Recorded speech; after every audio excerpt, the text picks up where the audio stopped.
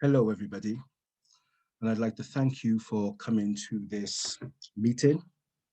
And I hope I'm able to describe to you my experience of interdisciplinary study. My name is Abu-Bakr Shabazz. I'm an African Caribbean. I was brought up in Wales. I was also born in Wales, and I did do my undergraduate and postgraduate studies at Cardiff University in the School of Social Sciences. I'm a historian, sociologist, educational consultant on the New Welsh curriculum as part of the working group, and anthropologist, as well as a psychologist. So what I'm hoping to do in this session is to introduce you to some of the principles and methods I have used over the years in trying to bring about more effective research, as well as trying to understand what interdisciplinary study is really and truly all about. So what I will do now is take you through a historical journey of interdisciplinary study. Right, his interdisciplinary study for me,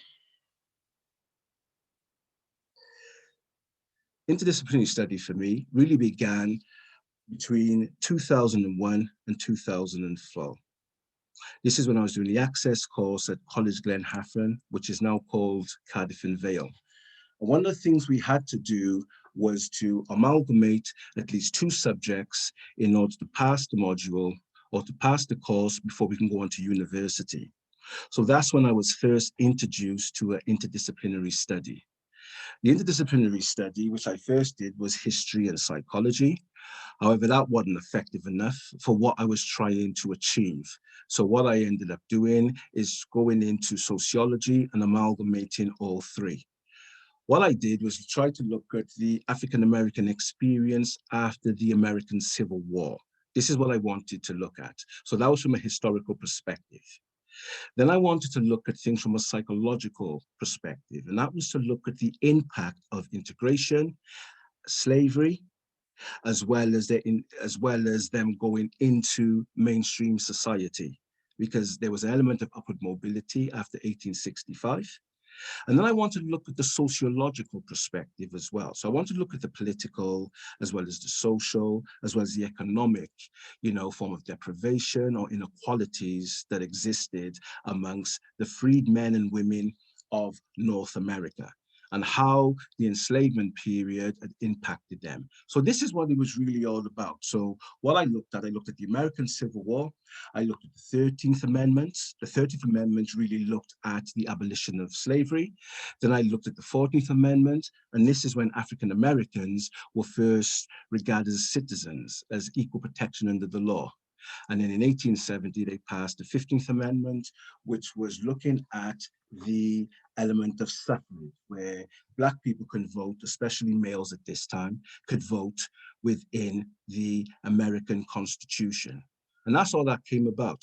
So the picture on the left-hand side was where we did the presentation or the conference in 2004.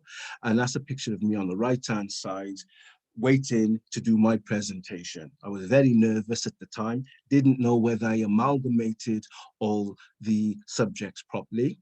But there was two ways we could have gone about it. We can either do the historical perspective, looking at maybe 2,500 words, and then the other 2,500 words or more could be in psychology. So we can do it separate. But I prefer to amalgamate it, put it in together. So this is something which you may have to think about as students, as researchers, how you're going to compile this information and how you're going to put it together. Are you going to put it together separately? So you're going to have the subjects in different subject areas, or you're going to amalgamate them together or synthesize them together? So this is something you need to think about. My personal view, I think synthesizing it together is much better. It gives more fluency, it gives more of a flow, and it makes it more organic for the reader. However, this is my opinion, okay? And I prefer to read interdisciplinary studies from that perspective, or with that methods being used, because it allows me to have access to all the different subjects, maybe just in one paragraph or within a couple pages. And I think this is what's really important. Fluency is the most important thing for you to think about. I'm not going to focus on epistemology, ontology, axiology, and cosmology. I'm going to bypass that because I only have 20 to 30 minutes in order to present this. And I just want to give you just a little taster of some of the approaches I have used over the years. So let me just introduce you to some of the principles within history through my own understanding and through my own research. So history is, we should always ask our questions. We should always ask these questions to ourselves. Who, what, why, when, where, and how. These are always a good place to start whenever we're doing research, whether we're doing it from a social scientific perspective, a biological perspective, a physiological perspective, even a historical perspective. It's always good to ask ourselves these questions. Let's have a starting point, okay? Let's make it easy for ourselves. Even though we are doing degrees, whether they are undergraduate studies or postgraduate studies, it's always good to start off simple and let's build up our knowledge and build up things as we go along. Because where we want to go may not be where the research actually takes us. And this is what's important here. So who is history about? So my focus was, when I look at that incident of the African-American experience, who is about, it was going to be about African-Americans. So that was the first thing which I wanted to look at.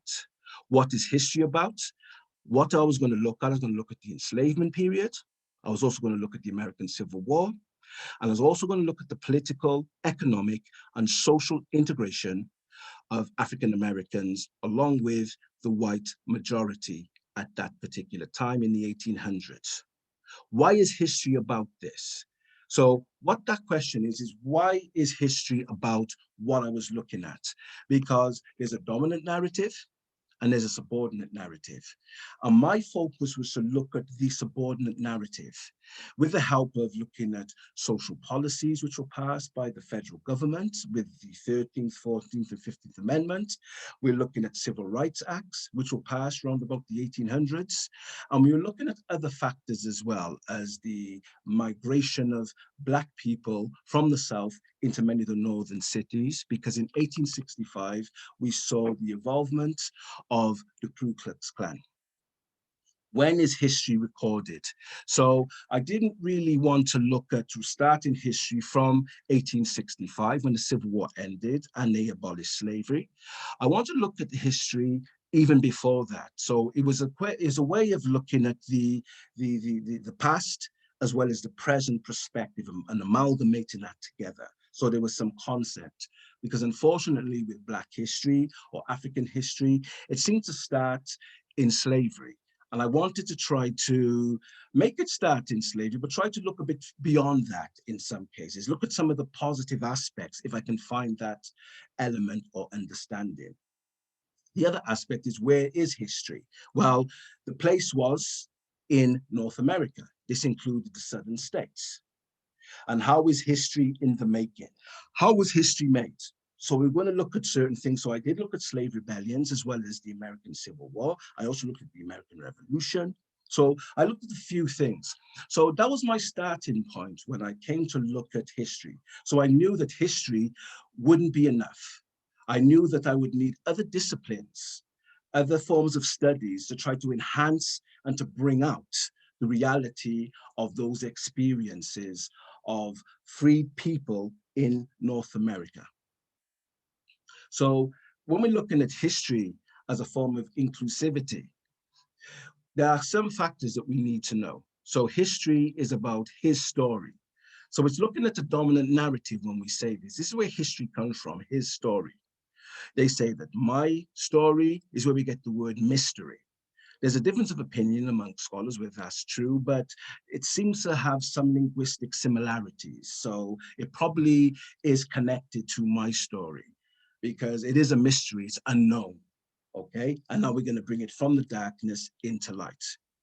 Then the other thing which we need to focus on is her story as well. And that was something which I looked at when I was doing my interdisciplinary study with College Glenhaffron between 2001 and 2004, because I did the course for 3 years because I was a full-time father. And even though I was more or less full-time at college, I really wanted to get as much information and knowledge in order to be prepared for university. And our story is looking at the way we see things, a narrative which is not always known. This is what our story is. So I wanted to ensure that I brought into play all of these personalities or characteristics or frameworks or principles. This is what this was about, okay? Because I didn't want to negate certain factors, because we know that within European culture, women have been omitted from the text, and I really didn't want to do that. I wanted to make it as inclusive as possible. And that's something that you as students need to focus on. How inclusive could you make your study, your interdisciplinary study, by focusing on different subjects and topics? So when we look at history, history is based upon 2 principles, which is time and space. So if you look at the bottom, time is based upon chronology and space is focused on geography. This is how history synthesizes itself with these 2 basic principles. So time is based on number sequences known as figurative information. Anything that deals with numbers, this information is called quantitative data. So in a study, in an interdisciplinary study, there's going to be some form of quantitative data. And I'm going to focus somewhat on what type of quantitative data I would have used, or you can use, or you should use in your study. We need to focus on that. The other one is space, which is geography. So space is about direction or place of an event, which includes both objects and subjects. So objects are things, apparatuses, etc. Subjects are people. So if you're looking at it from a historical or from a sociological or social scientific perspective, that's the difference between objects and subjects. This is how it comes together, okay? So that's another form of synthesis or interdisciplinary principles. Yeah, this usually is regarded as qualitative data, quality in data. Okay, so you've got quantitative and qualitative data. So time is mainly associated with chronology, which is figurative information, which equals quantitative data. And space, which is geography, deals with direction or place. Okay, it includes both objects and subjects, as well as it equals to qualitative data, the quality in the data, okay? This is text, okay? This is the written information. This is what this is about. And this is how history is basically brought together. So let's have a look about history. History is about what? Time and space. So if you look at the left column, we look at time. Time deals with different type of things. And this is just an example of some. The list can go on much more than this. I think there are 27 different bullet points for time, but I just wanted to just give you an example. So time could be about a duration, okay, an era, a particular period, a moment, years, dates, hours, minutes, and seconds. All this is figurative information. So this is about when did something take place? That's the question here. When did something take place? And when we look at the ones in red, which is measurements, statistics, wealth, even though that might not come under the framework of time, it is figurative information. And what I mean by figurative information, it deals with figures, numbers. Okay, this is what this is about. So you're dealing with economy, you may deal with wealth, statistics, and all these different type of things. So you're dealing with maybe economics. You could be looking at things like, global catastrophes and economic crises, crashes. You might be looking at minerals, commodities. Okay, you could be looking at those type of things, which has, intrinsic value, for a society, gross national products, and all these other type of things. So you can see where you can fit in figurative information. So if you move away from time and just look at it as figurative information, it encompasses all those elements of figures, numbers. Then we look at space. So space, you can read that for yourself. It deals with a place, an area, a region, town, city, country. So all of these come together. And this is, where did that event take place? So when we look at my study, which I did, I looked at the 1800s. Okay, I went as far back as 1776 when the Declaration of Independence was signed. So that was my time frame. So I had the year. I did look at certain months. I didn't focus much on hours, minutes, and seconds, but I did nevertheless have figurative information or quantitative data.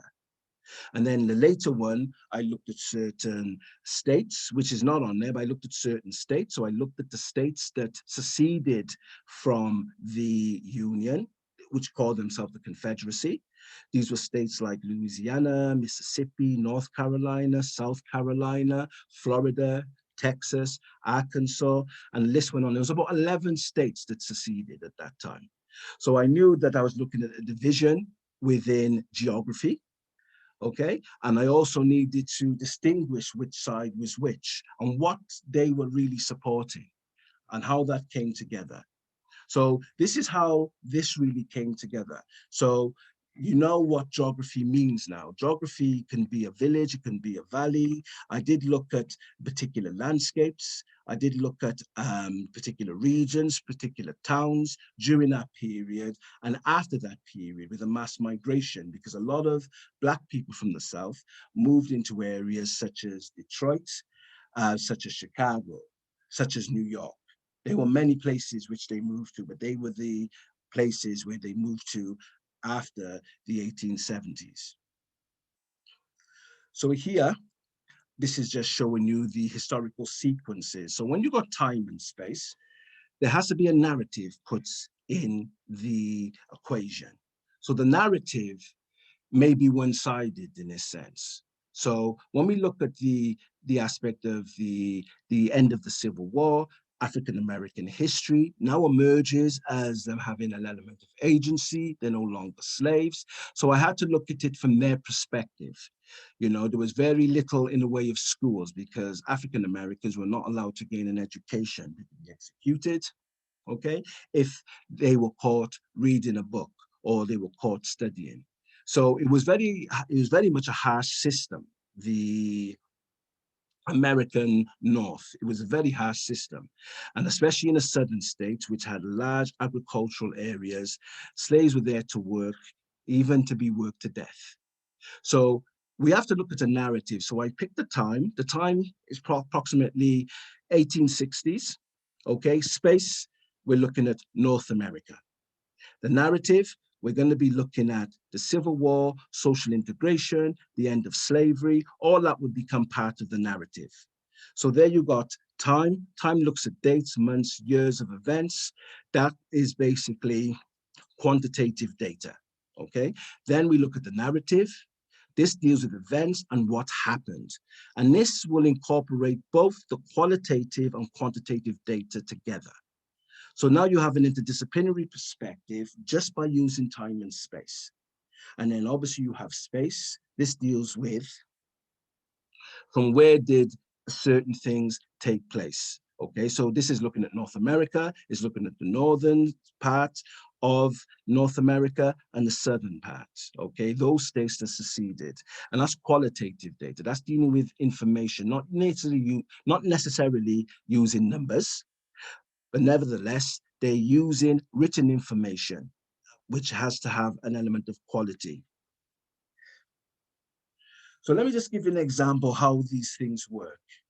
So when we're looking at ancient Kemetic or Egypt, because the ancient Egyptians called themselves Kemites, it didn't become Egypt until the time of Alexander of Macedonia.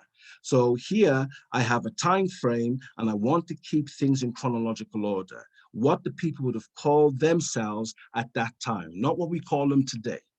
A good historian or a good researcher maintains the language of what took place during that time. This is what's important here. So if you look at 4100 BC, okay, we have a particular narrative. The people that conquer when Upper and Lower Kemet or Egypt becomes a kingdom by Nama. or Menes, depending on your interpretation. Yeah, Kush or Nubia was either Sudan and Ethiopia. So that is where the groups of people came in to create the first kingdoms or the first dynasty. This is really important here. And they ruled for a certain amount of time. And then in 1650, we get the Hyksos, which came from Palestine. And then the Syrians came in 663. Okay, so what you're now seeing, you start to see invasions coming in, and they're going to mix with the population. So the African cosmology or the African phenotype is going to slightly change in Egypt, okay, because of all these different invasions. Now, the unfortunate thing is with history, and why I like to use a time-space paradigm along with the narrative, is that when Europeans went into Egypt, they decided to change the narrative. So rather than say that the ancient Egyptians, say for instance, were blacks or Africans, okay, they were trying to say that they were whites. But the only white people or lighter-skinned people which came in as invaders. So this is keeping chronological order. And unfortunately, what they would do sometimes, they would attribute certain buildings to invaders when they wasn't even there.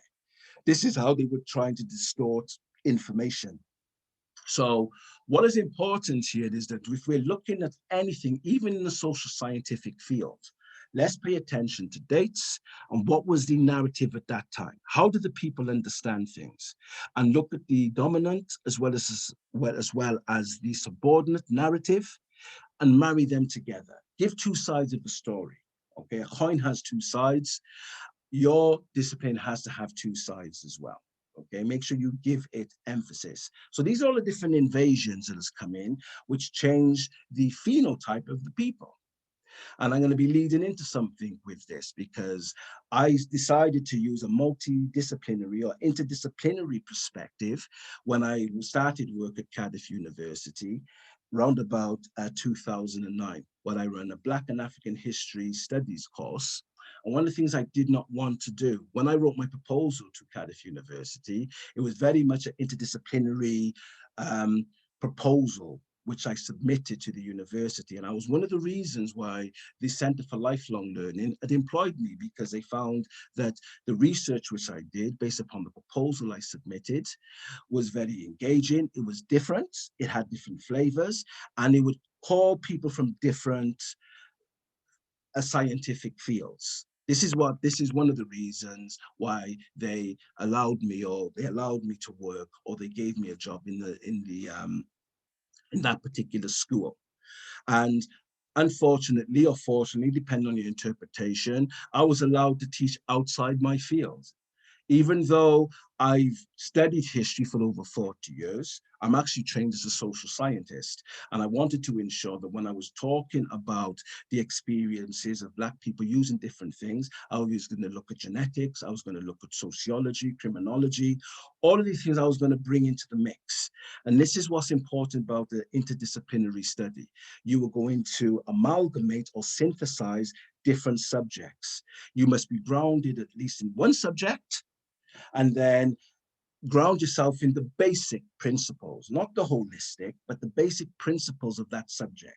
So if you're going to be looking at biology and criminology as an example, you may be grounded in biology, okay? That's your degree, that was your study, etc. But the reality is that if you're looking at criminology, you have to synthesize and bring that together. You have to give it meaning. There is something that you're trying to find out. I know it sounds a bit far-fetched, but this is what interdisciplinary study is about. It's about mixing things together to give it a particular flavor, so you have a particular outcome. Because people come from different backgrounds and you want to engage them. And this is what is very unique about the interdisciplinary study. You are there, you have different disciplines, you have people who come from the medical field, you people who come from the archaeological field, people which comes from the literacy field, etc. And you want to make sure they're all engaged, whether you are doing it through presentations, in seminars or conferences, etc., or whether it's through books. You have to engage as much people as possible. And the more you can amalgamate different subjects, is the better it is for you and for your audience as well, because you're going to be teaching them other disciplines from within your own discipline. So this is how you widen your scope as university students or postgraduate students, or if you're doctoral students or whatever the case may be. So here is an example of one of the courses that I taught at Cardiff University in 2011. So here it was called The History of Race and Genetics. Now, I was well grounded in history, okay? And I was well grounded in race from a sociological and psychological perspective. But I wasn't so much grounded in genetics. I knew about dominant and recessive genes, and I knew about the Out of Africa theory, but I found it interesting. But what I decided to do, I was going to use the two strong elements which I had in my arsenal, which was history and sociology. And then I was going to study genetics from a scientific perspective by a way of using history, and sociology to explain genetics. I know it sounds a bit far-fetched, but this I wanted to do. And it was very successful. Unfortunately, Cardiff University was unable, after the course, what I was going to do was to teach this for 10 weeks. I was going to ask the students to guess what haplogroup or haplotype they came from, and then to see from a genetic analysis whether they were right, to see if the oral tradition that they were told was authentic. This is what this was about, okay? So here, let me just see, this was the blurb in the course. So this course, which chiefly approaches the topic of race and genetics from a historical perspective, also takes an interdisciplinary approach to include disciplines as diverse as philosophy, craniology, and paleoanthropology. Okay, so they're just the three subjects which they outlined. How are you going to look at, so it may look like a conundrum. You have history, you got sociology, you got genetic science or DNA, with philosophy, paleoanthropology, and craniology. It's like a massive mixture here. Yeah, is it going to solidify into something meaningful? And reality was it did. It did. Because even though I was coming from a historical and a social scientific perspective, although I was weak in science, I knew that having those two types of knowledge of history and sociology, and then trying to marry that into science, and then obviously having some understanding about craniology, because I had to train myself with craniology. I had to know, the different skulls and the racial compositions that have those type of measurements. I had to teach myself this. Paleoanthropology, so I had to look at archaeological findings, not just on craniology, but osteological measurements, and how scientists within the field of paleontology or paleoanthropology determine the racial composition of those different types of people. So even though I wasn't well versed in genes and genetics, I had some understanding of racial compositions and skeletal remains, and I was going to marry that into genetics. So I would know what racial group had this type of genetic marker. I know it sounds a bit long-winded, but you can see I was trying to work these disciplines together to get a better understanding of genetics, because I'm not from a scientific background at all. Okay, so it goes on to say, over the 10 weeks, we will discuss the topic, that's supposed to be the topic of DNA, and we'll explore the Out of Africa theory in detail. And this was something, a lot of people were very uncomfortable about the Out of Africa theory. Some were not too bad because of discrimination, colonization, enslavement. So people felt uncomfortable they came out of Africa. So it was basically, I wanted to teach this in order to have a better understanding for myself, because I learn more as an individual by teaching. Okay, and many of you will probably be like that. Did I know what I was doing at the beginning? Not really. But the way I wrote my proposal, it made sense to the people who were viewing my proposal, and they were very, very excited in order for this to be taught. And this was the first time that genetics from a racial perspective was ever taught at Cardiff University. So I laid the stamp for that. And now I am versed in understanding in understanding genetic material. So if you tell me your genetic makeup, say for instance, or the name of your haplotype or your haplogroup, I can tell you when that mutated and what racial groups they were, because a lot of the mutations that took place in Europe were by dark-skinned people.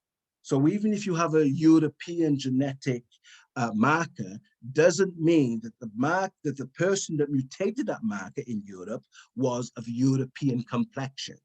And this is the mistake that many people are making today through splicing. You're so much percentage of this, so much percentage of that. Therefore, you must have looked this way at that particular time. This is not true. White people didn't emerge as a cluster group until approximately 20,000 years, where the mesocephalic skulls start to appear. So if you look at the Solutrean period and we look at other different periods, prehistoric periods in Europe, we are dealing with an African type or African people. So you can see what I was trying to do here. I had to look at all these different disciplines in order to amalgamate them together for them all to tell me the same story. So for instance, I knew the difference between different types of craniologies. There's sort of one craniology, for instance, dolichocephalic, which are elongated skulls. These are African skulls. Then you've got brachycephalic, which is a hybrid. This is a mixture. And then you've got the mesocephalic, which is the European skull. So I had to understand the skull dimensions. The problem, we had to look at the jaw, the high cheekbones, the nasal passages. All of these had particular names. I had to teach myself these names and look when that genetic marker occurred or mutated in that particular region and what type of craniological measurements were there at that time. So this is what I did. So I had to basically use other disciplines to explain genetics, because, which was a science, which was my weakest point.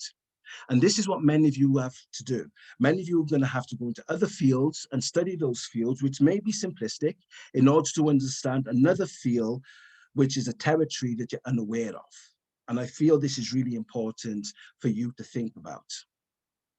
So this is basically what happened. I ran this course for approximately 2.5 years. It was very successful, and I learned a lot out of it. There was a lot of scientists which came to the lectures and helped me to understand the elements of how genetic mutation occurred.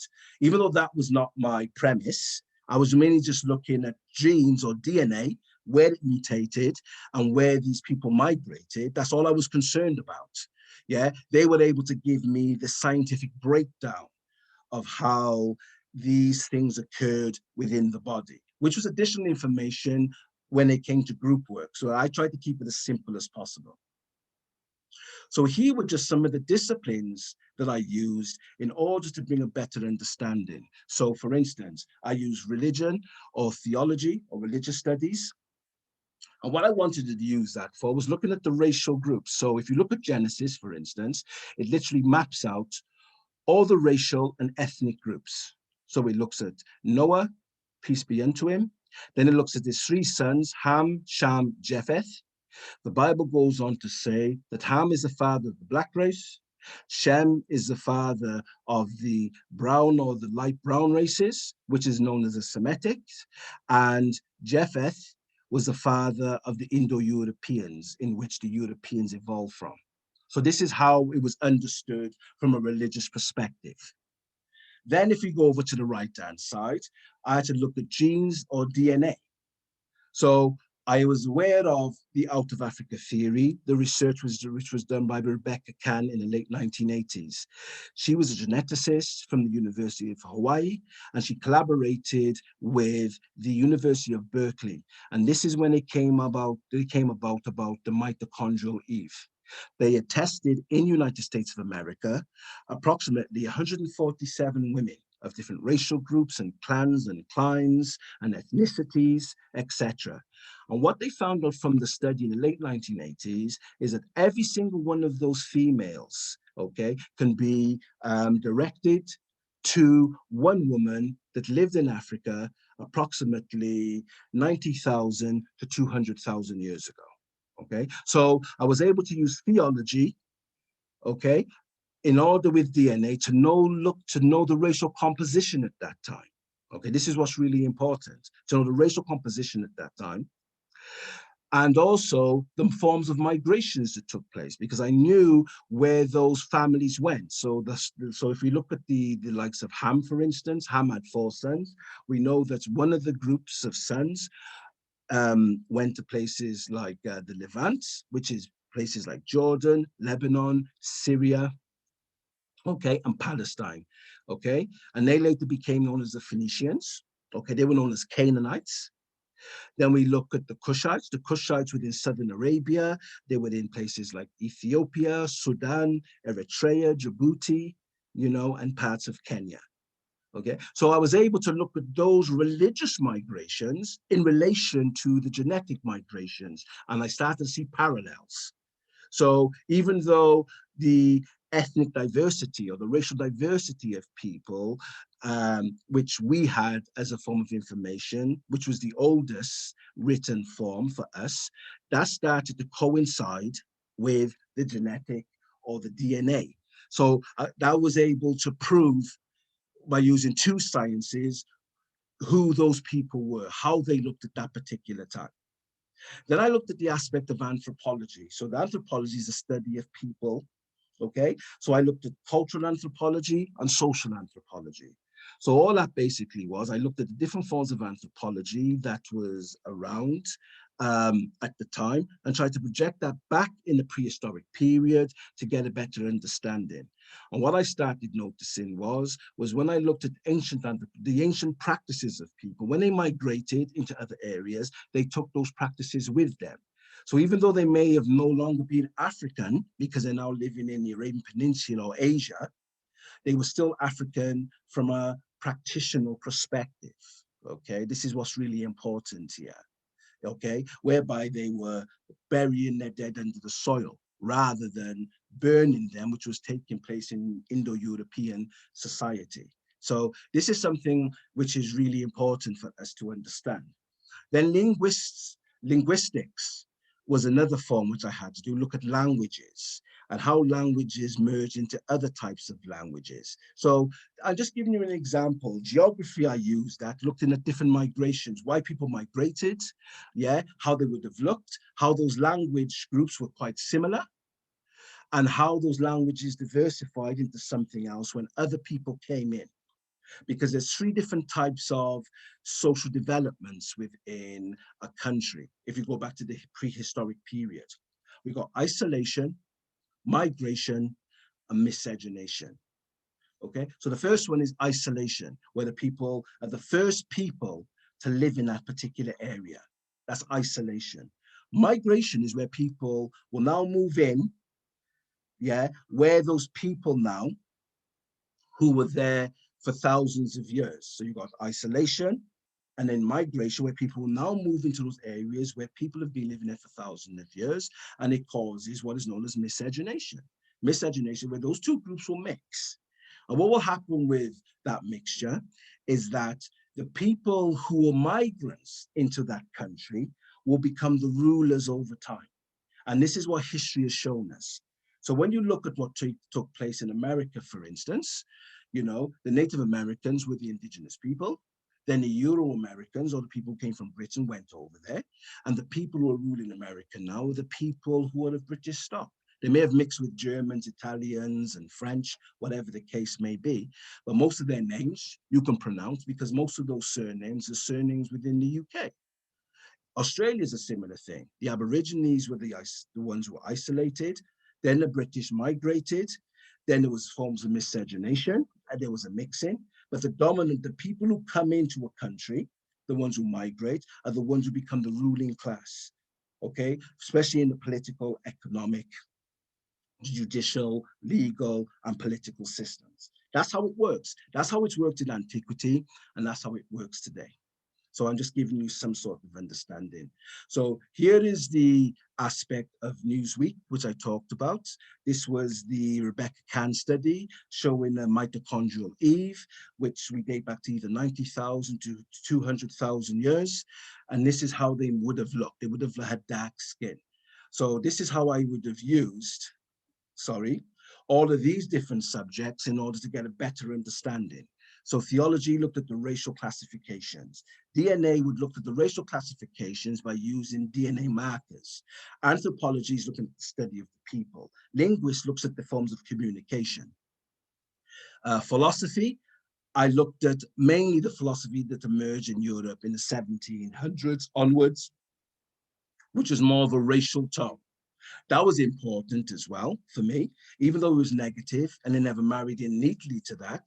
It gave an understanding from a historical perspective is that when people became enslaved and colonized, the ruling class started to defame those groups of people by calling them barbaric or savage. And this is what philosophy helped me to understand, looking at racial philosophy in actual fact. Then we looked at sociology and we looked at the racial and ethnic diversities amongst people, looking at racial classifications, and we're looking at mixed race progenies over time. Mixed race meaning people who come from two different races, and those people who are mixed ethnic. So mixed ethnic means they come from the same racial group, but from two different ethnic groups. So a French mother and an Italian father, you are mixed ethnic, not mixed race, because those two groups, Italian and French, are both European. And what has happened, unfortunately, is that many people within the British Isles or in the West feel that the only people who could mix are people who are black and brown, or the yellow and red, or the yellow and black and yellow, or whatever the case may be. No, white people have always mixed. This is what's really important here. And that is what genetics is teaching us, and DNA is teaching us, that people migrate and people mix. In genetic science, it's called gene flow. In history, we call it, in sociology, we call it miscegenation. You know, in history, we call it the mixing of races. Yeah, and the list just goes on and on. Okay, so you're going to have to equate yourself with different languages. So multidisciplinary perspective is based upon amalgamating different subjects. And what is important here is called interdisciplinary. Okay, interdisciplinary, you're supposed to integrate different disciplines. And a discipline is supposed to ground you. Okay, interdisciplinary is supposed to ground you. The study is what you do to evaluate, to assess. Okay, so this is how we break this up. So interdisciplinary is something that grounds you. It balances you. It gives you some ethical process or procedure to engage with that material and to be as objective as possible. Because in this particular situation, even though I focus more on history, I wanted to give it historicity. And historicity basically means authenticity, as close to the truth as possible.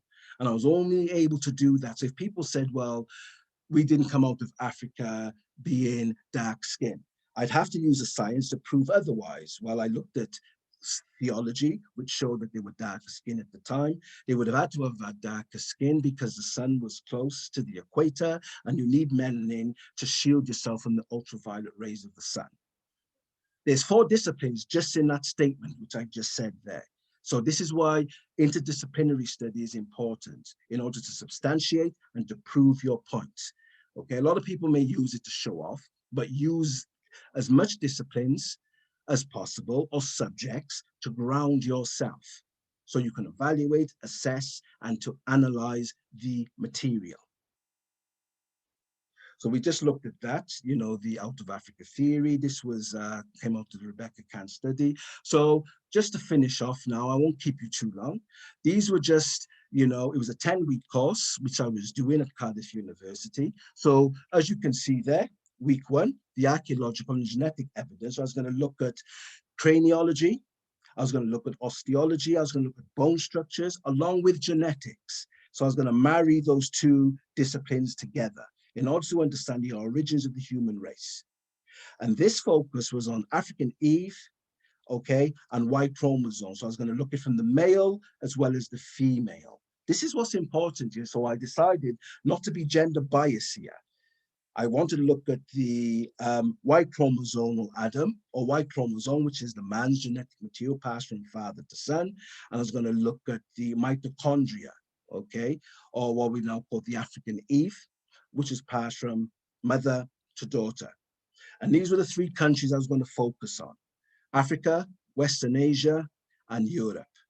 But I also, when we look at Grimaldi's and Cro-Magnon, man, these are the craniological measurements. So the oldest is the Grimaldi's. That's the nomenclature nomenclature, which they call a skull, okay, which is an African skull. It's dolichocephalic, patyrony, which is wide nasal passages with prognathism, which means that the jaw comes out. That's a typical African skull, which they found in Europe. They also found in Asia, which is also found in Africa. So the same people migrated out and mutated in those places. Cro-Magnon is another name which is given for like prehistoric European. Okay, so these are names which were given. And then the second week, I looked at theological evolution of racial groups, genealogies and haplotypes. So I was going to look at genes as well as so I was going to look at genes, as well as the haplotypes, which is the genetic markers, along with the theological evolution of racial groups, Ham, Sham, and Japheth, where they migrated to, and how, So what I was doing here was repeating the same thing, but using a religious text, and I came to the same results.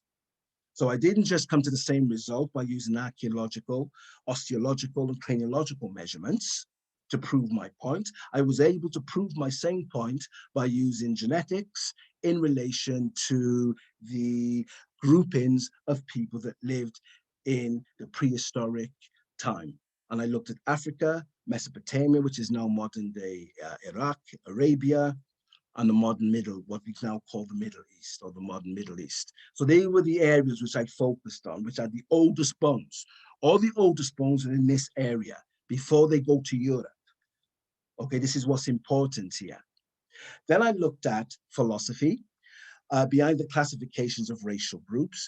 And what I started noticing when we looked at the Renaissance, etc., is that racial groups were classified into either primitive, savage, barbarian, or civilized. So whites were the civilized, the black, yellow, red, and brown were the other 3 or 4. They were primitive, they were seen as being barbaric and savaged. They weren't even considered civilized. If they were civilized, they usually called them the noble savage. This is the type of things that came out of the works of philosophy from the 1700s onwards. And here again, we look at social anthropology, scientific theory, and sociology. So these are the 3 different things that came out. So racial classifications and anthropological discourse. So there I looked at savages, barbarians, natives that came out of the thing of philosophy, which now was entered into the field of anthropology and then sociology. So all these disciplines are linked. And this is what you'll find out when you're doing an interdisciplinary study, that they are all linked in one way or another.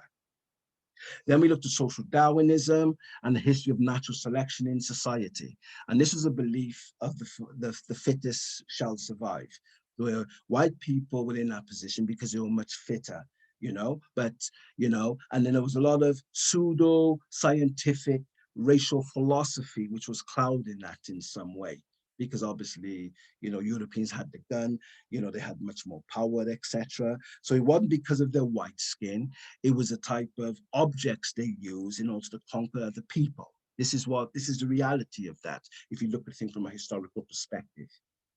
And last but not least, okay, even though it was a 10-week course, I'm just giving you a flavor of what I taught in each week.